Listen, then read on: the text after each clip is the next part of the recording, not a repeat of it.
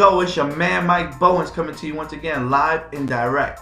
Listen, I want to talk to you for the message, a healthy home life. A healthy home life. Listen, as much as people want to be successful in their careers or successful in their bodies and their health, what you need to understand is that it all starts from home. You need a healthy home life. Most children from the ages of 0 to 5, right, are taught bad habits. So they grow up with those habits because from the age of 0 to 5 is where your subconscious soaks up all the information in your environment. So as a parent or as an aunt, as an uncle, right, you need to set the foundation in your household that those children that's around you, that's watching you, can see an example of a role model, of a person who's living what they're talking about. You don't want to be a person that's just do as I say but not as I do. You want to be a person that's living what you're talking about. Okay? And so a healthy home life is so important because you can't go out there and conquer the world and then have to come home and fight World War III. You want to go home and have peace in your household. Your home should be a sanctuary that you could go to a place and you're not arguing with your wife, you're not arguing with your husband, you're not arguing with your kids. You're not at war with yourself. How about that one? You're at peace with yourself. Because a lot of people are not at peace with themselves. That's why they get in bad relationships, because they're not at peace with themselves. They date anybody just to have a body next to them, just to somebody to keep them warm. But how many people know that warmth comes with a lot of problems, a lot of drama, a lot of arguing, a lot of frustration? Listen, when I met my wife, before she was my wife, one of the things I said to her was, listen, I come from a household where there was a lot of arguing and a lot of drama. I'm just not about that life. I'm not that person. She said, me neither. I don't like to argue. And so that was one of the things that drew us both to each other, is that we do not like to argue. It's a waste of time. Okay?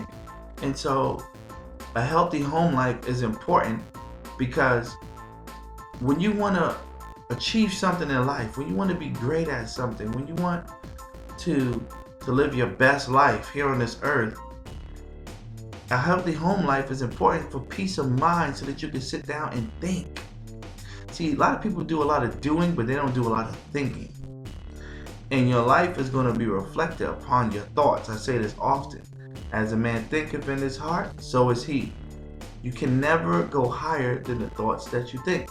So if you don't have time, or if there's constantly chaos in your household, arguing, fighting, disagreement, strife, if all these things is constantly going on, you can never sit down and read a book. You can never sit down and listen to an audio book. You can never sit down and listen to a sermon. You can never sit down and listen to a message that's going to inspire you, that's going to motivate you, that's going to give you new information to apply to your life, to better your relationship, to better your marriage, to better your health, to better your finances, to better your relationship with God.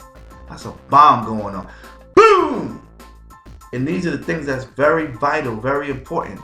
See, we'll go to work and we'll say, you know what, I'll do whatever it takes. But will you do whatever it takes to have a peaceful home life? Right? I don't want to argue. Let's call a truce. Right? I love you. You love me. Let's have peace in our household. I'm not going to be fighting with my kids or arguing with my kids. No. We're not doing that. We need peace here. My kids are not going to be fighting and arguing with each other. No. We're going to stop that right now. Give each other a hug. Say you're sorry. I don't care who's wrong. Let's just do that. Then we get down to the fact of who did what. Okay? And so, it's important. You got couples one sleeping on the couch, other one sleeping in another room. I'm not talking because of snoring problems. I'm talking about because they can't stand each other's guts, but they live in the same house. It's not a healthy household. You ever see even plants? You ever see a plant?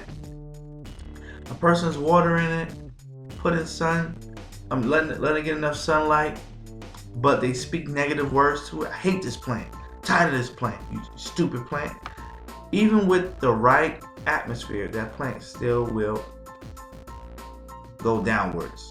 They'll slump because the words that are spoken to it kills its spirit. Plants are alive. They're living organisms. And so when you speak words of affirmation, when you speak words of encouragement, even to a plant, you'll see it go from its slump state into an erect state. It'll stand straight up. And so it's the same with the human spirit. You can't constantly down a person and tell them why they're ugly and what they're not doing good, and I wish they would do better and blah blah blah, and they ain't doing nothing at all. You ain't nothing, you ain't gonna ever be nothing. You just like your father, he wasn't nothing and you're not gonna be nothing. After a while, a person's spirit is just gonna slump.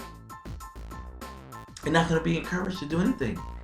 And instead of that being a healthy home life, that's becoming a toxic home life. When the last time that you gave words of encouragement? I love you. I'm so proud of you. I'm thankful to God for you. Let me tell you something. On Father's Day, my wife and my kids, they took me out. Right? They started off in the morning and they got me some clothes. And then they took me out to eat. After church, they took me out to eat.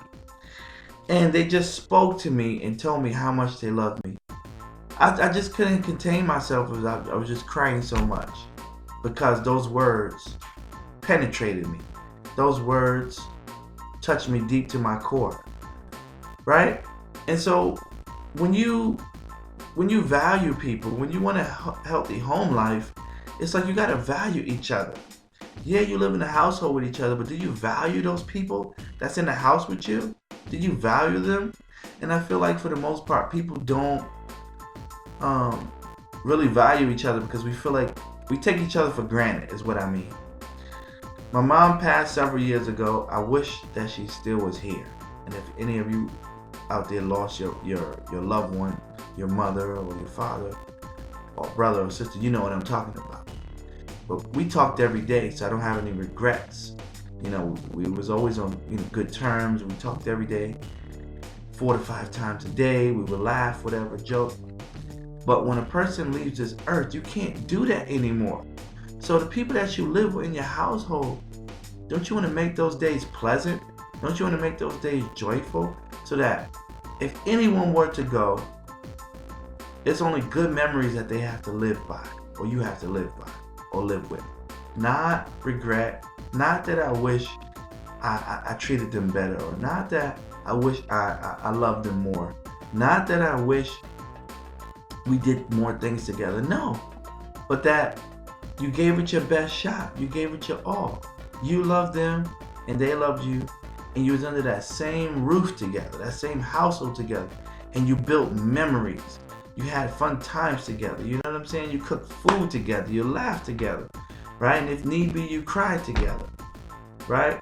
Don't let days go by where your house is a toxic place as opposed to a loving place, right? Take some time to pray together if you have to, right? And ask God to help heal the wounds that have taken place within the household over the year. And God will do just that, right? He'll heal those wounds. He'll heal those hurts because God is all about unity, right? Psalm 133 tells us this, right? God loves unity. And where there's unity, God commands the blessing. If you want your household to be blessed, walk in unity. Walk in love for one for another. And God commands the blessing on unity. This is your man, Mike Bowens. I'm signing off until next time, saying be blessed.